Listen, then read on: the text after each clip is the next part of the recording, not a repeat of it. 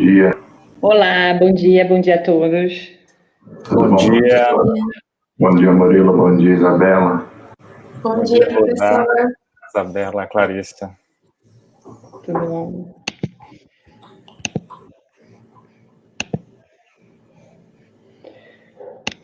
A gente já pode começar? Quem é que está aqui sim, cuidando da parte técnica?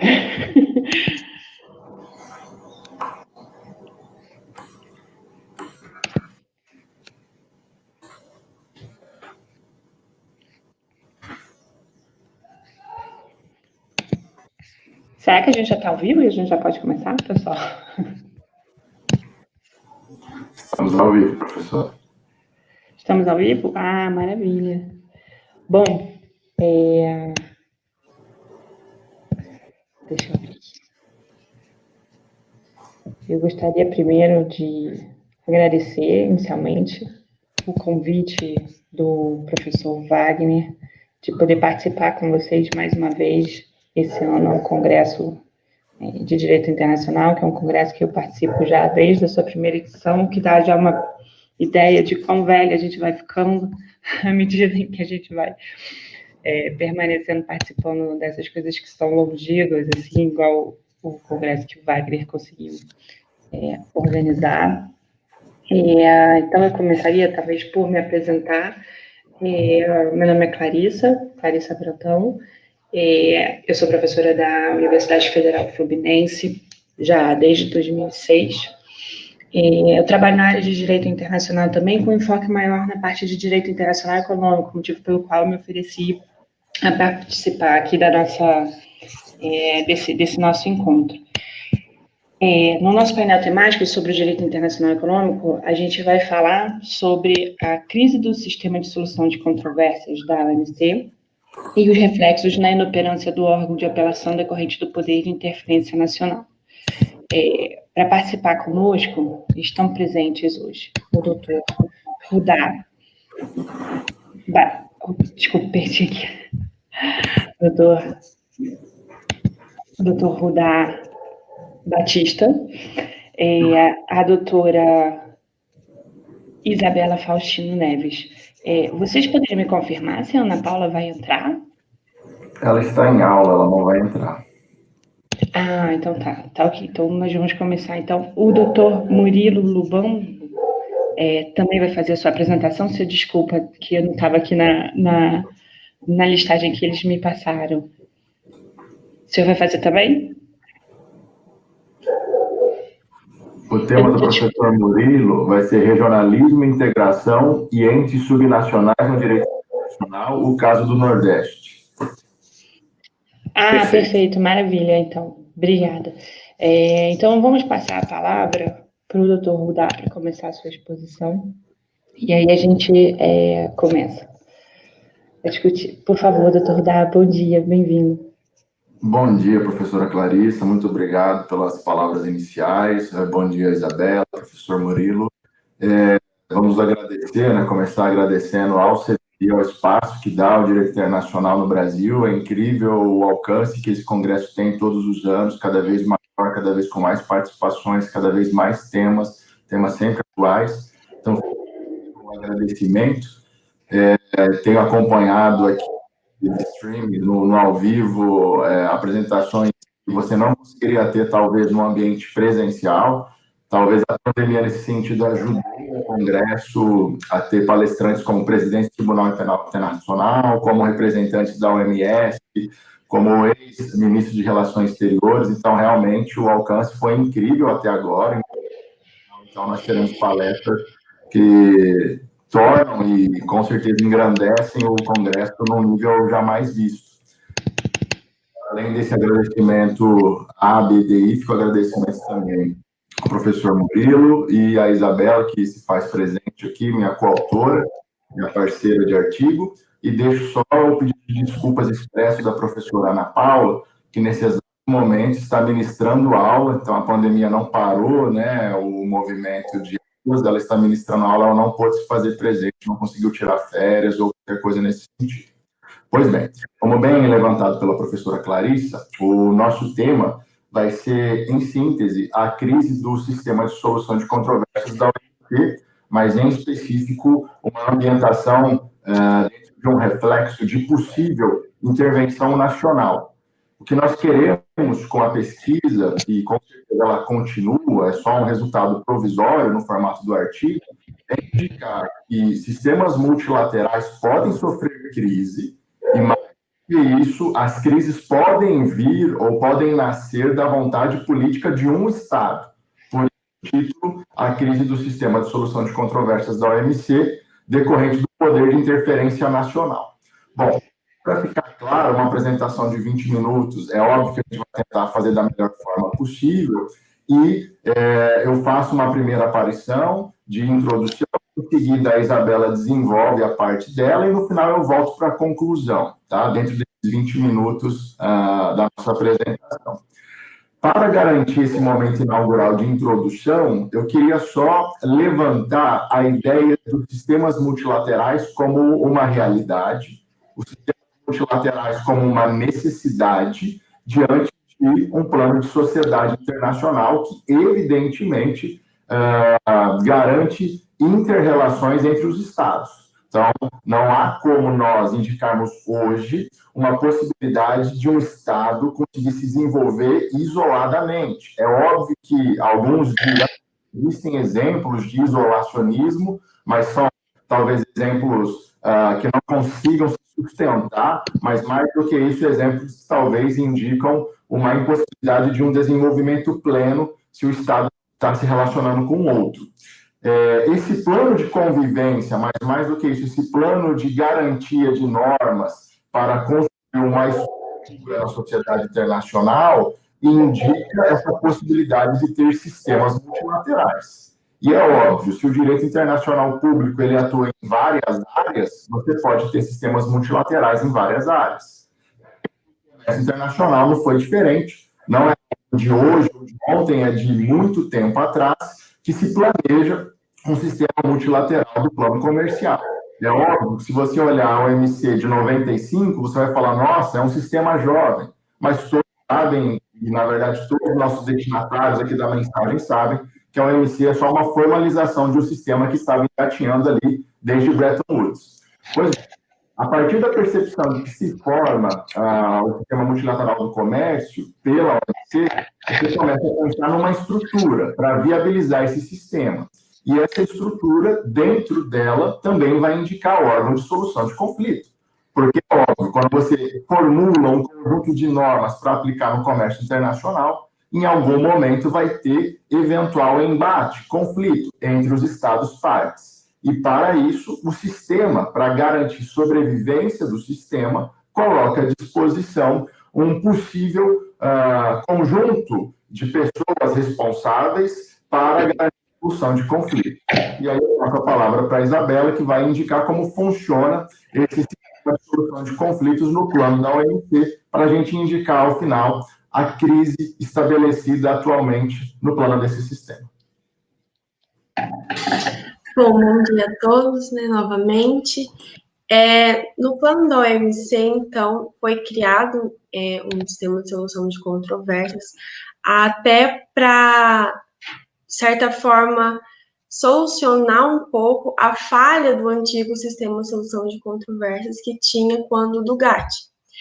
Nesse sentido, o novo sistema de solução de controvérsias ele passou a ser institucional justamente por constituir uma personalidade jurídica internacional, uma organização.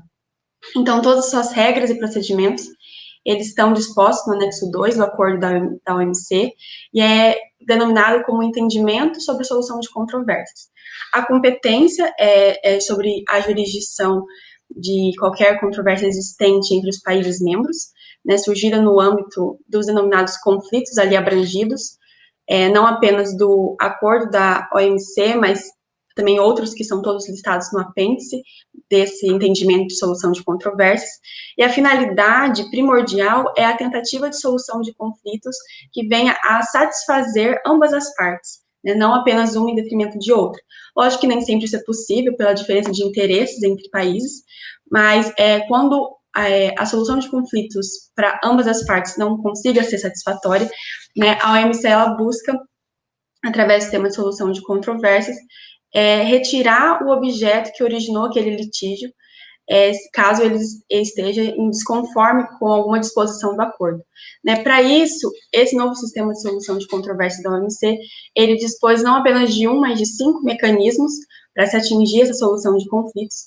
Né? Eu vou estar falando rapidamente de todos eles. O primeiro deles são as consultas, que são aplicadas basicamente quando algum membro suspeita que outro membro está desrespeitando alguma das normas.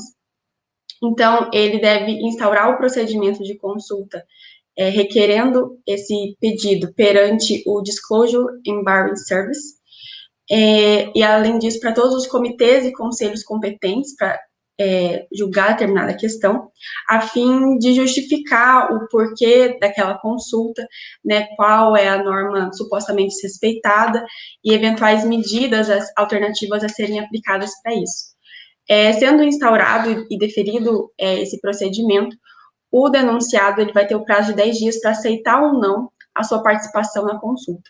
Se ele aceitar, o procedimento da consulta ele vai em trâmite sigiloso, justamente para resguardar os direitos de todos os estados ali envolvidos, e caso um terceiro queira participar por achar que possui interesse naquela questão, ele deve também requerer a sua participação perante os conselhos e comitês ali competentes. O segundo mecanismo é o dos bons ofícios, da mediação e a conciliação, que eles são métodos de solução de conflitos instaurados de forma voluntária ou de ofício pelo diretor-geral do órgão de solução de conflitos.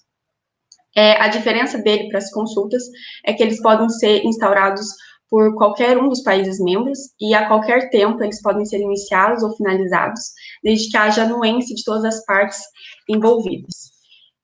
Um terceiro mecanismo é o dos painéis, que é um método judicial de solução de conflitos, e ele vai ser aplicado havendo o vencimento daquele prazo de 10 dias das consultas, ou caso, mesmo dentro do vencimento, o denunciado, ele afirme que não quer participar daquela consulta. Ou ainda, caso, quando se encerra os bons ofícios, a mediação ou conciliação, se assim as partes o quiserem, elas também podem requerer que seja discutida a questão nos painéis. A função dos painéis é avaliar objetivamente o assunto, a partir da análise de fatos, e com base nas disposições do acordo. Então, ele garante às partes o direito de sustentarem, quer seja de forma oral ou por escrito, aquela questão que está sendo suscitada, o eventual desrespeito a alguma das normas. E, com base nisso, os julgadores, que devem ser de 3 a 5, né, denominados panelistas, eles têm a função de analisar esses argumentos e, consequentemente, todos os relatórios e decisões anteriormente proferidas, quer seja no âmbito das consultas ou no âmbito dos bons ofícios, mediação e conciliação, para dar uma decisão ali, em tese de primeiro grau, para aqueles países membros, né? Sendo proferida a sentença do painel, as partes podem, né, em tese, que é aquilo que nós vamos discutir posteriormente, podem recorrer de tal decisão através do órgão de apelação.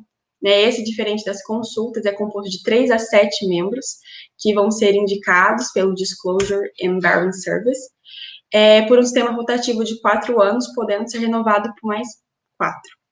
Né? Diferentemente do painel, o órgão de apelação, ele se atém apenas ao reexame das questões de direito suscitadas no painel.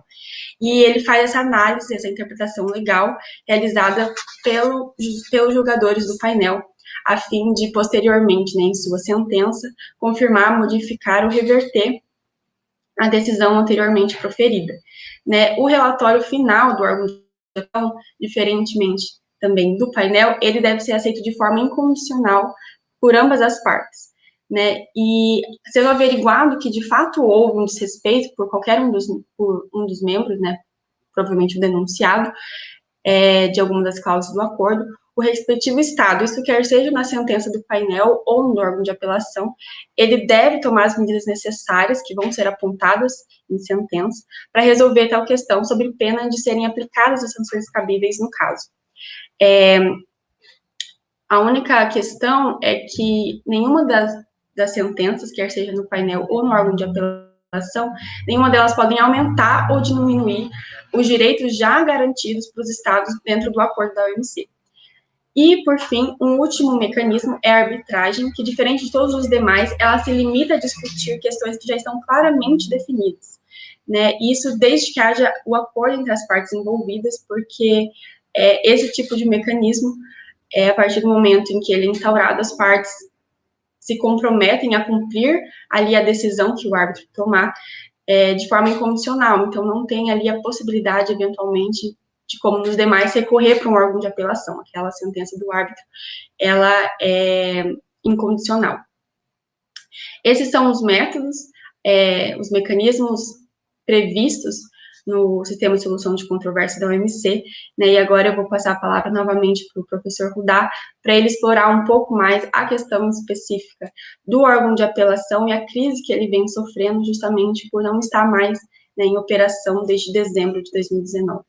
Passo a palavra para o professor Rudá. Obrigada. Obrigado, Isa. E agora, já em linha de conclusão, observando o tempo aí de 20 minutos de apresentação, o foco do trabalho, além de mostrar a estrutura multilateral e a necessidade de uma estrutura multilateral e passar pelos mecanismos de solução de conflitos, é indicar que esse órgão de apelação, desde dezembro de 2019, como levantado pela Isa, ele está em inoperância, ou seja, não está operando, justamente porque há uma previsão interna, estrutural, de que há uma necessidade de, no mínimo, 3 membros para que ele possa operar, e hoje, se você entrar no site da WTO, você vai ver que só temos um membro, e esse único membro também já tem uma possibilidade de término de mandato para novembro de 2020, o que indica que talvez em novembro de 2020 em diante nós não teremos nenhum membro no órgão de apelação do sistema de solução de controvérsias. Observando a crise no ponto de vista de órgão de apelação especificamente, a pergunta seria, nossa, mas por que não há, então, novas indicações de novos nomes para essa composição? E o foco do trabalho é indicar justamente essa possibilidade de uma influência de ideologia política, garantir a inoperância do órgão, ou seja, se a nomeação de novos membros depende de sintonia, harmonia dos membros da OMC, é evidente que, em algum momento, se algum dos membros não tem interesse na operação ou na garantia do órgão de apelação operante, esse membro pode, entre aspas, boicotar uma possibilidade de nova nomeação, ou mesmo indicar negativamente a uma nova nomeação, sem fazer com que esse órgão tenha operação. É óbvio que aqui o trabalho está em fase de desenvolvimento, mas o que indica, em termos de inoperância, é alguns reflexos, ou seja, a partir do momento que um Estado tem interesse em não ter mais operância do órgão de apelação, é óbvio que ele tem interesse nos reflexos. E os reflexos, eles são indicados no artigo em 3 perspectivas. Primeiro, enfraquecimento do sistema multilateral do comércio. Óbvio, se você começa a garantir uma desmantelação do sistema de solução de conflitos, você indica que o sistema multilateral ele pode ter alguma falha, pode ter algum ponto obscuro. Então, há aqui o primeiro reflexo. O segundo reflexo, dentro da construção de sistemas multilaterais, você, quando constrói um sistema multilateral, em especial com solução de conflitos, você busca segurança jurídica. Segurança jurídica dentro da aplicação das normas sobre aquele tema. O segundo reflexo seria, então, uma possível insegurança jurídica. É óbvio que existem outros mecanismos levantados pela Isabela, mas, em especial, quando você fala do órgão de apelação, você tem uma segunda palavra, no caso da reavaliação de casos específicos que não tiveram ainda a satisfação das partes, e, óbvio, uma palavra final, o que indicaria que ali, sim, nós temos a alma da segurança jurídica do sistema de solução de conflitos. E, talvez, um terceiro reflexo, alinhado a esse desmantelamento do sistema multilateral por uma ideologia ou um entendimento de determinado Estado, mais insegurança jurídica, seria justamente uma possibilidade de criar um adensamento ou uma migração para outros tipos de solução, e outros tipos de solução que possivelmente ofendam princípios como a solução pacífica das controvérsias, onde nós começamos, então, a entrar em guerras comerciais internacionais que são baseadas na ausência de um sistema multilateral operante, e, com certeza, isso daí será indicado por quem tem interesse na guerra comercial, justamente porque ali ele vai fundamentar a legitimidade da guerra comercial.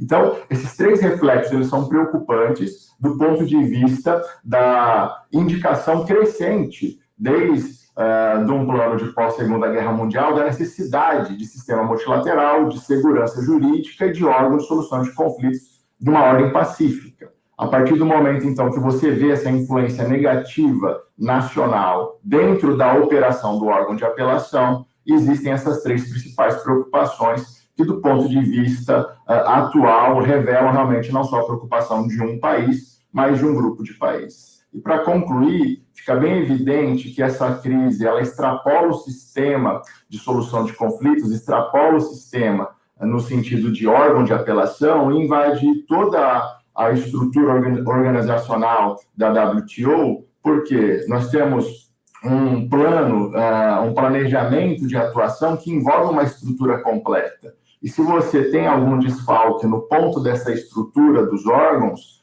todo o plano da WTO fica desfalcado. Então, não é só desfalcar o órgão de apelação, é minar o funcionamento do sistema multilateral. Então, obviamente, nós estamos aqui diante de mais perguntas do que soluções, mais indicativos de que talvez nós, hoje, no plano multilateral comercial, onde com certeza o professor Murilo tem base tranquila para poder depois questionar e levantar mais perguntas nesse sistema, vai trazer, então, uma possível conclusão para a nossa pesquisa, para que a gente possa debater ao final com todo mundo. Essa exposição, queria só deixar o meu muito obrigado para a Isabela e para a professora Ana Paula, que com certeza essa pesquisa ela só foi possível porque há a coautoria, então sozinho nós não somos nada. Com certeza a dedicação da Isabela e da Ana Paula foi fundamental para que nós possamos estar com vocês nesse momento. Muito obrigado pela oportunidade e boa palestra do professor Murilo na sequência. Maravilha, muito obrigada, doutor Rudá, pela sua apresentação, Isabela também, foram muito bem colocadas as suas palavras, e acho que não podia ser mais atual o tema relacionado ao OMC e esse conflito que está ocorrendo, né? Então, sem maiores delongas, a gente passa, então, para a apresentação do doutor Murilo Bambo, que é sobre regionalismo, integração e entes subnacionais no direito internacional, caso do Nordeste. O Dr. Murilo atua na Subsecretaria de Negociações Internacionais da Secretaria de Comércio Exterior, do Ministério da Economia, foi Research Fellow na Organização Mundial do Comércio, é doutor em Direito Internacional pela University College de London, pesquisador visitante do Departamento de Ciências Políticas na Universidade de Yale e ainda professor de Direito Internacional do Comércio no New College of Humanities Northwest.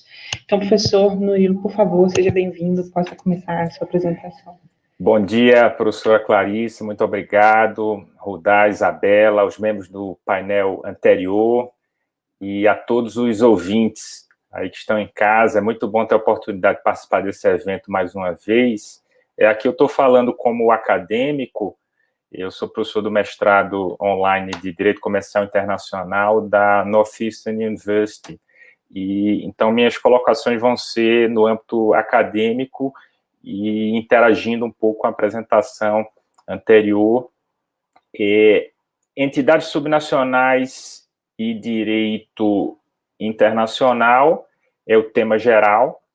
Eu vou compartilhar aqui alguns slides. Ok? Deixa eu ver aqui se estamos... Deixa eu só...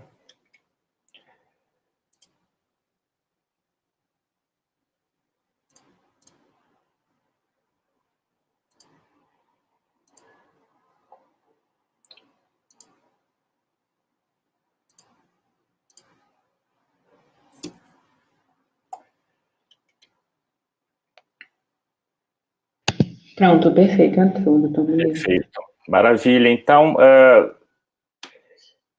eu vou tratar nesses 15 a 20 minutos de 3 tópicos. O primeiro é uma revisão do que o direito internacional fala sobre entes subnacionais, do ponto de vista de tratados de responsabilidade internacional. Depois, rapidamente, dar alguns exemplos da atuação de entes subnacionais em relações internacionais, alguns exemplos do Nordeste do Brasil, e, por fim, falar um pouco de OMC e a ligação de entes subnacionais com algumas iniciativas da OMC, em particular o acordo de compras governamentais da Organização Mundial do Comércio. Então, basicamente essa estrutura. Nós sabemos que o direito internacional, a doutrina de direito internacional aborda os entes subnacionais de maneira muito específica, né? Eles não têm personalidade jurídica internacional, qualquer ato ou omissão desses entes que têm repercussões no plano internacional, a responsabilidade vai ser do Estado nacional e não desse ente, Estado da Federação ou município. Então, o Estado nacional que vai responder internacionalmente.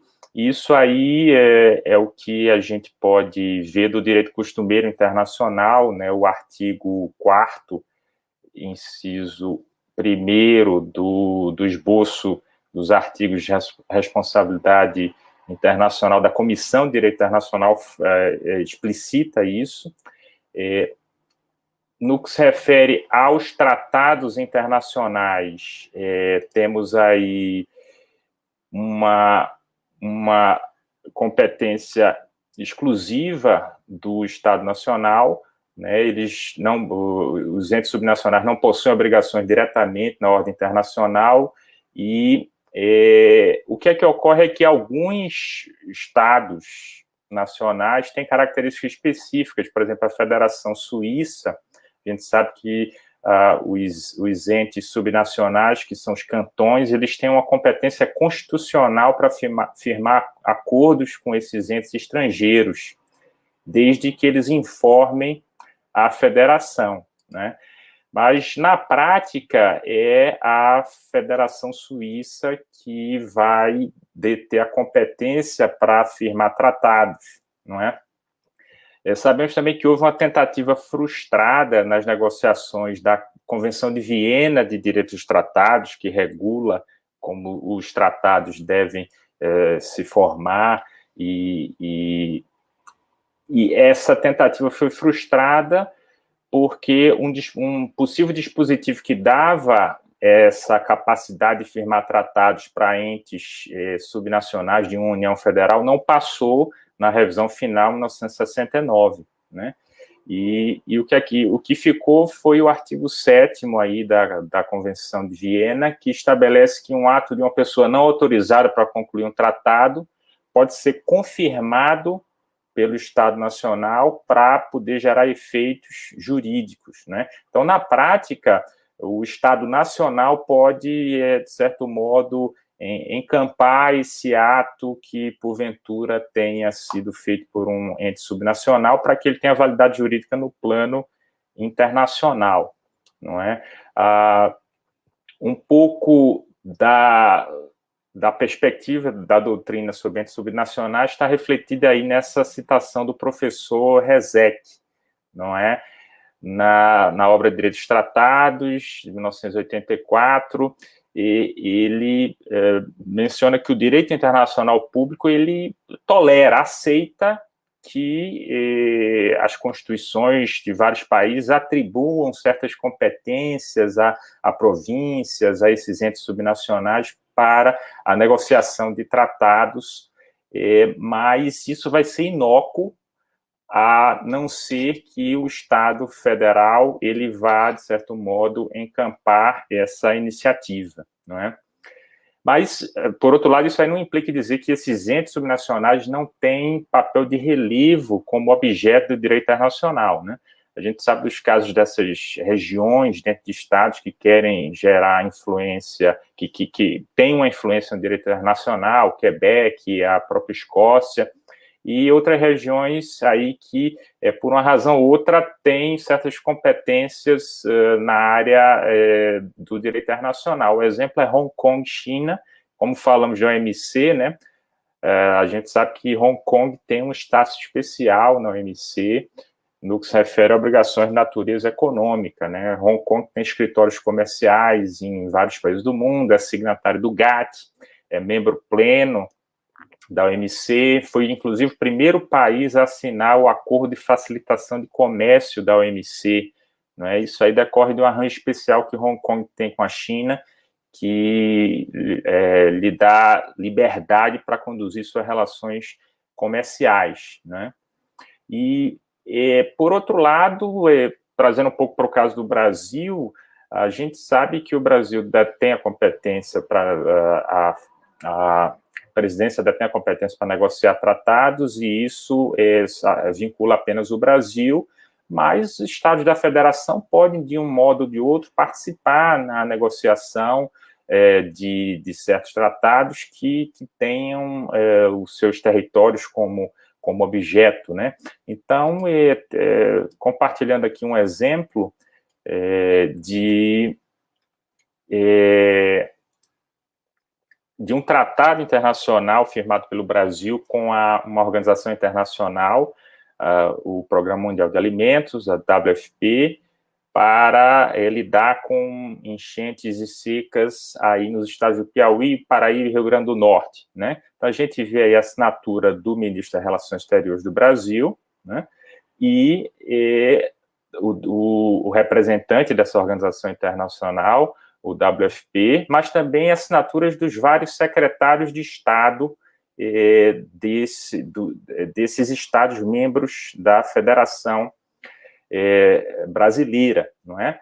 Isso aí não vai implicar em nenhuma responsabilidade no campo internacional, né? Mas isso revela que tais estados foram importantes na negociação desse tratado, né? E esse tratado tem obrigações que vão se referir diretamente a esses estados, né? Por exemplo, os estados vão ter que indicar representantes, vão ter que fornecer pessoas para que esse tratado para que esse tratado fosse implementado, né? Um tratado de 1987. Então, essas são obrigações impróprias que não podem implicar em responsabilidade internacional dos estados em si, mas apenas da República Federativa do Brasil. Então, o exemplo que a gente traz aí para essa discussão aí, um caso específico do Nordeste, né? Eu vou comentar um pouco sobre um outro fenômeno, que inclusive vai ser abordado aí em outras palestras, que é a paradiplomacia, né? Nós sabemos que a paradiplomacia, as relações internacionais desses entes subnacionais de estados, é um fenômeno que está presente, né? São Paulo mantém um escritório comercial em Xangai, outro em Dubai, em várias esferas a diplomacia exercida por esses entes da federação pode contribuir para que seus interesses sejam mais apreciados aí pela comunidade internacional, né? Em um momento de uma maior clivagem política, diferenças entre o governo federal e os governos dos estados, a paradiplomacia pode ser uma oportunidade para que os estados coloquem suas visões aí nessa esfera de relações internacionais, né? Trazendo mais um exemplo do Nordeste, além dos casos dos estados, temos aí a nova realidade dos consórcios, né? Os consórcios entre estados que têm exercido aí algumas atividades relacionadas a missões internacionais para captar recursos. Os governadores se reúnem com embaixadores estrangeiros, com ministros de Estado de outros países, eles coordenam suas posições internacionais em temáticas distintas, como a temática ambiental, né? E isso aí é um exercício legítimo, positivo de um interesse do Estado e não implica, mais uma vez, em responsabilidade internacional desses entes subnacionais, nem implica na capacidade deles de firmar tratados, né? Sempre a União teria que intervir e intermediar esses atos, né? Isso também não pode ser confundido com atos de comércio puro e simples, né, que estados, em sua capacidade privada, podem, eventualmente, contratar, fazer acordos privados e derivados de parcerias com empresas, que isso aí vai estar regido não pelo direito internacional público, mas pelo direito internacional privado, né? Por exemplo, o episódio da aquisição de respiradores pelo governo Maranhão, que efetuou a compra de respiradores da Covid, relacionados à Covid na China, mas houve a rota foi pela Etiópia para garantir a chegada de mercadoria. Então, isso aí é um ato privado do Estado do Maranhão, e se, porventura, tem havido um descumprimento de algum tratado internacional, não é o Estado que vai responder, mas o Brasil que responderia por alguma violação que pudesse ter ocorrido nesse exemplo. Então, basicamente, essa atuação internacional na paradiplomacia é legítima e é uma realidade, né? Mas são realidades na esfera das relações internacionais, não tem repercussões no direito internacional, né? E agora vamos falar um pouco de OMC para trazer um exemplo que vai amarrar aí com a exposição do Rudá e da Isabela, e ligada aí ao papel dos entes subnacionais na negociação de tratados. Então, eu vou, mais uma vez, compartilhar alguns slides. Deixa eu ver aqui. Ok. Então, o exemplo que vou trazer aqui para vocês é da adesão do Brasil ao Acordo de Compras Governamentais da Organização Mundial do Comércio, né? O Brasil decidiu aderir a tal acordo em maio de 2020. É um acordo plurilateral do OMC, né? Como o professor Rudá explicou, o sistema multilateral que gerou a OMC tem acordos que são basicamente obrigatórios para todos os membros, e que são os acordos multilaterais do OMC, do pacote de Marrakech, né, que é o GATT, o GATS, os acordos de TBT, SPS, e há também os acordos plurilaterais, que não são obrigatórios para todos os membros do OMC. Alguns membros escolhem fazer parte e outros escolhem não fazer parte ou ser apenas observadores, né? Então, no caso aí do acordo de compras governamentais, ele é um acordo que reúne 20 partes, que correspondem a 48 membros do OMC, né? Porque a União Europeia conta aí como parte, mas também os membros da União Europeia são membros da OMC em pleno direito, né? Então, é um acordo plurilateral, é um tratado internacional vinculante que é opcional. Então, os membros da OMC podem aderir a tal tratado, e o Brasil escolheu fazer isso e solicitou adesão em maio de 2020, né? Então, esse acordo ele garante acesso ao mercado de compras aí da ordem de 1,7 trilhão de dólares, né? E tem uma série de obrigações relacionadas a como as compras governamentais vão ter que ser feitas. Então, há obrigações de transparência nos procedimentos de licitação, há obrigações de não discriminação entre fornecedores nacionais e estrangeiros, há obrigações relacionadas a prazos e mecanismos administrativos domésticos. Essas obrigações são obrigações internacionais fixadas em tratado, e elas podem, se violadas, gerar aí um ilícito internacional, e as partes podem ter acesso ao sistema de solução de controvérsias do OMC, que o professor Rudá e a Isabela explicaram, né? Então, os entes subnacionais desses estados que aderiram, Estados Unidos, Canadá, eles também têm obrigações internas, porque eles conduzem licitações, eles fazem compras governamentais, eles têm regras próprias, procedimentais, que podem ser diferentes da 8666, porque existe um espaço aí de atuação de competências estaduais nessa temática, municipais.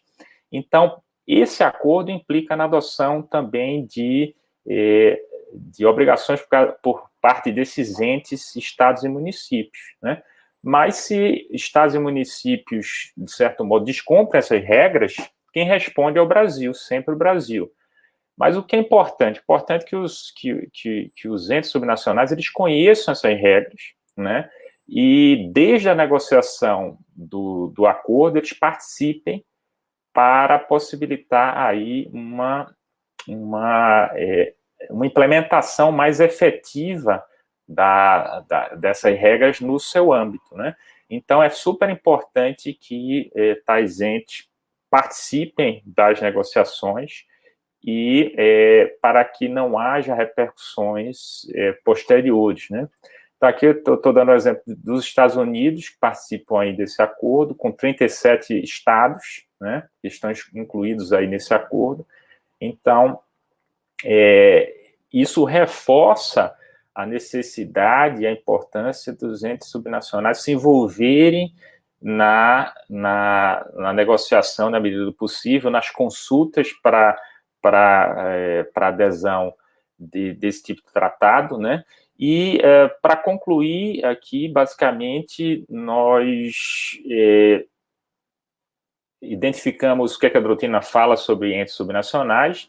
Eles não têm personalidade jurídica, mas eles exercem a paradiplomacia, eles podem ser objeto de tratados internacionais, que se refiram aos seus territórios, governos, suas políticas, eles podem se envolver nas negociações dos tratados a pedido da União, né, que contém obrigações que sejam de sua competência interna, né? E trouxemos aí o exemplo do Acordo de Compras Públicas da OMC e sabemos aí que essa participação é importante porque a violação de acordos como o GPA por uma inação ou uma ação de estados e municípios vai repercutir na responsabilidade internacional do Brasil, que pode levá-los, que pode implicar na necessidade de trazer o caso à solução de controvérsias na OMC. Então, são essas as ideias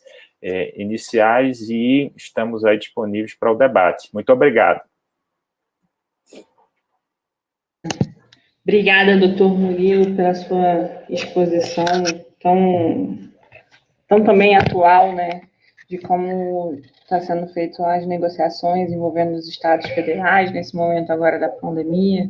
Isso é bem contemporâneo, bem atualizado também. Eu estou aqui procurando se aparecerem algumas perguntas no chat, mas como ainda não me enviaram, eu vou começar fazendo as minhas, porque os presidentes têm essa prerrogativa, né, da gente poder indagar os nossos apresentadores. Então, começando pelo professor Rudá e pela Isabela, vocês vislumbram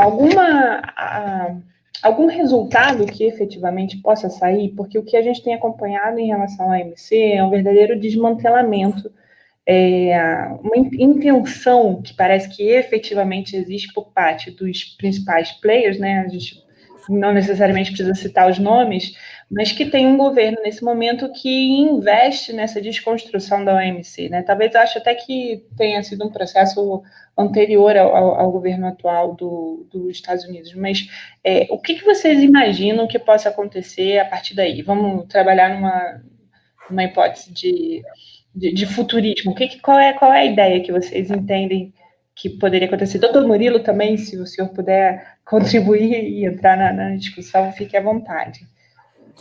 Eu acho que a construção ela depende realmente de uma observação dos governos, e aí, obviamente, das ideologias dos novos governantes, de todos os players, e fica bem evidente, não só no dia de hoje, mas na construção das palestras de ontem, que eu pude observar, todos indicando claramente uma presença, ou pelo menos o retorno, não sei se o retorno, mas uma presença da defesa de nacionalismo, de protecionismo, de bilateralismo, não defendendo isso, mas indicando que se faz presente novamente essa nova linha de pensamento, ou a nova velha linha de pensamento. E se formos imaginar uma revolução, então, em favor do bilateralismo ou do desmantelamento do multilateralismo, o futuro é ruim para o multilateralismo. Então, colocando novos governantes nos players dentro dos Estados-partes, que têm indicação de desmantelamento pela proteção interna, pela necessidade de reestruturação por tratados bilaterais, o futuro, além de ruim, é um futuro incerto para qualquer órgão multilateral. Eu, como alguém que tem fé na possibilidade de garantir um multilateralismo vivo, eu acredito que a gente não vai chegar num patamar de desmantelamento total. Eu acho que pela primeira vez a gente realmente vai começar a sofrer crises em alguns órgãos multilaterais, como a gente já está vendo na OMC, em especial no órgão de solução de controvérsias, no ambiente de órgão de apelação. E talvez outros sistemas sofram, em especial, sem citar nomes, como a professora Clarissa bem indicou, com essa movimentação desses players que não estão satisfeitos com os resultados do multilateralismo. Acredito que tudo é cíclico. Muito provavelmente, daqui a um tempo, no futuro, então tentando planejar o futuro, com novos governos indicados pela vontade popular, a própria vontade popular vai se manifestar pelo retorno de um multilateralismo forte. Então, eu vejo com cautela o futuro do multilateralismo, com o pé atrás, vamos assim dizer, mas, ao mesmo tempo, pelo movimento cíclico, eu acredito que a gente pode restabelecer a segurança do multilateralismo após a alternância de governantes dentro desses estados que têm influência política muito forte, né, nesses órgãos multilaterais hoje em dia. Não sei se é também o entendimento da Isabela, desse medo com o futuro, mas depois com a fé de que possa melhorar, mas é o meu pensamento, eu vou dizer que a gente consegue comprovar isso. Isabela, você gostaria de comentar? Você que é da ala jovem. Eu concordo com tudo que o professor Rudá falou, e eu acho que é uma questão meio inerente, né? É um consequente, não tem como, com a globalização e tudo que a gente vive, principalmente agora no momento de pandemia, né, em que todos os países, assim, virtualmente ficaram mais próximos, né? Eu acho que é meio consequente e impossível pensar num desmantelamento do multilateralismo eternamente, né? Que não, igual o professor Rudá falou, que não venha, mesmo que diminua um pouco, não venha voltar, porque os países um necessita do outro, né? É necessário esse multilateralismo. E então essa é a minha opinião. Eu compartilho da mesma linha de pensamento do professor Rudá, porque no mundo em que a gente vive hoje, eu acho que assim, seria um regresso muito grande voltar apenas para as relações bilaterais, né? Depois de tudo aquilo que nós já vivenciamos com o multilateralismo, eu acredito que um regresso eterno ou definitivo para o bilateralismo não iria acontecer. Eu tenho também a fé que as coisas vão retomando, assim, o seu rumo na forma multilateral. Maravilha, Isabela, obrigada pelas contribuições. Eu gostei muito da apresentação de ambos os palestrantes e as colocações do professor Rudá e da Isabela também me fizeram pensar se a gente não estaria, a partir dessa crise que a gente observa dentro da OMC, na realidade, vivenciando uma crise que efetivamente seja maior, seja uma crise dos próprios fundamentos do direito internacional. Como que a gente consegue sustentar ainda o sistema do direito internacional que tinha sido planejado até o momento, se os órgãos, se efetivamente, que até então a gente tinha estudado, essa era a nossa linha de pensamento, pelo menos a minha, de que o direito internacional é feito do consenso. E se a gente não consegue esse consenso, como que a gente persiste? Talvez uma possibilidade seja a própria paradiplomacia, que o professor Murilo também falou. Porque aí você fica mais atrelado, você traz o direito internacional para o local, para um direito mais local, e você, de repente, conseguiria contemplaram. Mas como eu acho que, enfim, toda crise é uma possibilidade também da gente crescer, eu acho que a gente, infelizmente, também vai perder o timing da gente poder dar uma volta nisso e de se fazer o multilateralismo do Sul. Que isso eu acho que seria uma construção que poderia fazer frente às crises dos órgãos multilaterais tradicionais. Então, a gente vê ainda um esforço por parte dos BRICS, um pequeno esforço por parte dessa reorganização, até o próprio banco, que a gente tinha falado que a China parece que se disponibiliza a sustentar o banco do BRICS que havia sido proposto. E, no momento, a gente também está numa situação dentro do Brasil política que a gente também não consegue abraçar esse projeto e poder crescer a partir daí, infelizmente. Eu acho que isso seria uma possibilidade para a gente. Mas, então, passando para a pergunta do Dr. Murilo, eu gostaria que, se o senhor pudesse comentar um pouquinho a respeito da experiência do Nordeste, outras experiências, porque a gente sempre vê o Nordeste assim, um pouco à frente, assim, na dianteira dos processos políticos que estão acontecendo. Como que o senhor observa ainda, além da compra dos equipamentos respiradores, também tem um projeto também de compra, de negociação com as vacinas? Como que isso está desenvolvendo? Se o senhor puder falar um pouquinho ainda sobre o Nordeste para nós. Muito obrigado aí pelos comentários.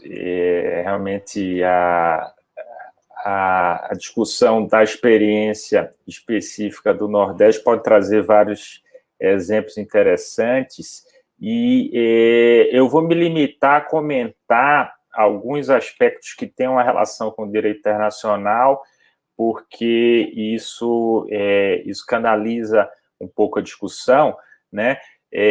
Eu acho que em momentos em que há uma clivagem política distinta e de diferentes modos de ver o processo político por parte de entes subnacionais, que é o caso atual do Nordeste, isso dá oportunidade para que os entes expressem, no caso os estados que compõem, expressem isso também na esfera internacional. Isso é legítimo, é possível, não é? Por meio de parcerias, por meio de contratos privados, por meio de iniciativas que sejam complementares ou alternativas às iniciativas que estão sendo feitas em outras esferas, não é? Eu acho que isso tudo é positivo para formar um pensamento distinto que vai se relacionar às particularidades da região, né? A região que tem problemas específicos e precisa de soluções específicas. Se essas soluções podem ser alcançadas por meio de atuação direta desses entes, é totalmente possível e desejável essa participação e esse envolvimento e engajamento, né? Tanto no caso, contexto atual da crise, como iniciativas futuras para trazer o desenvolvimento sustentável para os problemas específicos da região, né? Então, esse seria o contexto geral. Em relação ao direito internacional propriamente dito, eu acho que é um espaço grande de participação desses entes aí nos processos de maneira mais direta, né? Então, trazendo um pouco o contexto da crise do OMC, da crise do multilateralismo, os estados nacionais, eles podem ser inovadores nesse aspecto e produzir soluções que sejam, de certo modo, não totalmente multilaterais, mas plurilaterais, que juntem um conjunto de estados que formam uma massa crítica para determinado tema. E resgatando um pouco do que a Isabela comentou na exposição dela, ela mencionou o mecanismo da arbitragem como uma possível solução, né? Então, eu queria chamar a atenção de vocês, dos ouvintes, para um mecanismo novo de arbitragem que surgiu no OMC, para, de certo modo, lidar com esse impasse da solução de controvérsia. Então, um grupo de países que tinham essa visão de que o órgão de apelação poderia funcionar, criaram esse mecanismo de arbitragem para substituir o órgão de apelação temporariamente. Então, isso é um exemplo de como estados, de maneira inovadora, podem criar soluções que sejam plurilaterais, ou seja, não são totalmente multilaterais, mas plurilaterais, envolvendo um grande número deles, e, de certo modo, manter o direito internacional vivo e conduzindo aí a pacificação das relações, né? Então, seriam esses os meus comentários nesse tocante. Muito obrigada, doutor Murilo.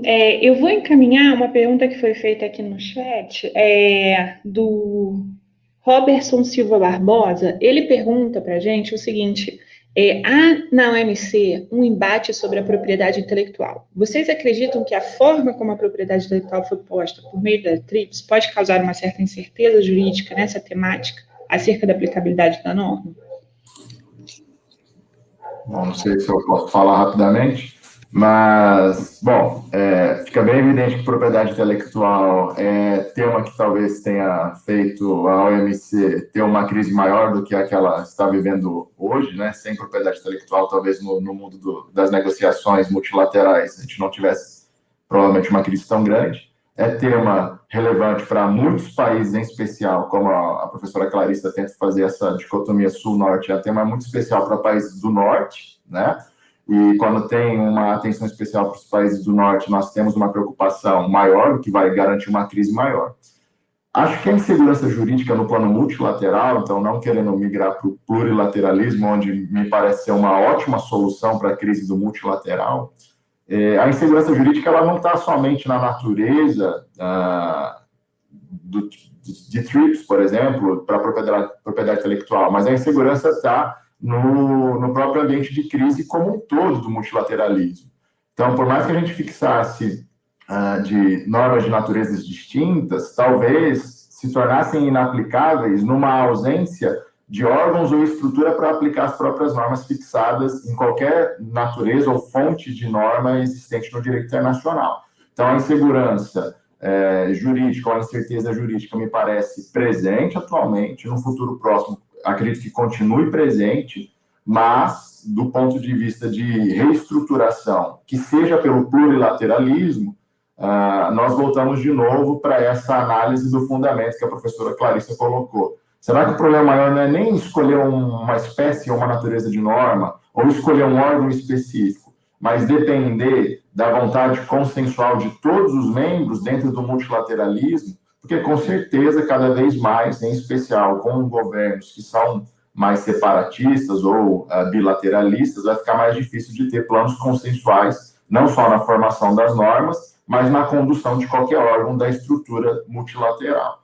Então, a pergunta, ela soma aqui, com certeza, para as duas apresentações, e me parece claro que a incerteza ou a insegurança ela está instalada independentemente do tema propriedade intelectual, independentemente de escolher uma natureza jurídica de uma norma para esse tema. Então, eu acho que continuaria inseguro mesmo escolhendo outro plano normativo para o tema propriedade intelectual.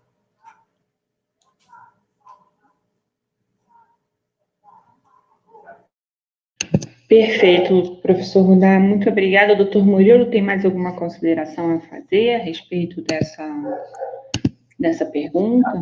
Rapidamente, sobre a pergunta muito interessante, o TRIPS, como todos sabem, decorreu de um embate, de uma pressão, que foi descrita ontem pelo embaixador Celso Amorim, na sua palestra, de pressão dos países envolvidos com os países em desenvolvimento. Mas, por outro lado, como também ressaltado ontem por Celso Amorim, os estados, de maneira inovadora, eles têm capacidade de arranjar soluções para solucionar essas inseguranças jurídicas, como foi a Declaração de Saúde Pública do TRIPS, que abriu espaço aí para certas quebras de patente legítimas em determinados contextos, e também aí no contexto da atual pandemia, os países, mais uma vez, têm capacidade de achar soluções inovadoras, é preciso se reunir e tentar buscar essa solução. O direito internacional é capaz de promover as soluções.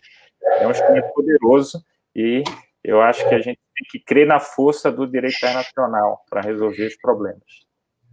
Com certeza, doutor Murilo. Então, considerando que a gente está 10 horas em ponto, a gente conseguiu fechar perfeitamente o nosso painel, sem avançar no horário. Eu gostaria muito de agradecer a participação e a colocação de vocês, os trabalhos que vocês estão desenvolvendo, não só aqui, como também no painel anterior que eu assisti, são de um brilhantismo, assim, que faz a gente continuar tendo forças para continuar estudando o direito internacional e acreditando nele também. Então, gostaria de agradecer ainda, se vocês quiserem abrir os agradecimentos também, fiquem à vontade, à organização, aos nossos ouvintes, e lembrar que essa sala agora, a gente se encerra e volta a programação para a sala 1, que vai começar agora a partir das 10, com a apresentação da professora Camila Capucci, que vai continuar apresentando o restante da programação. Obrigado. Obrigado. Obrigada a todos. Bom dia. Obrigada. Bom Bom dia. congresso.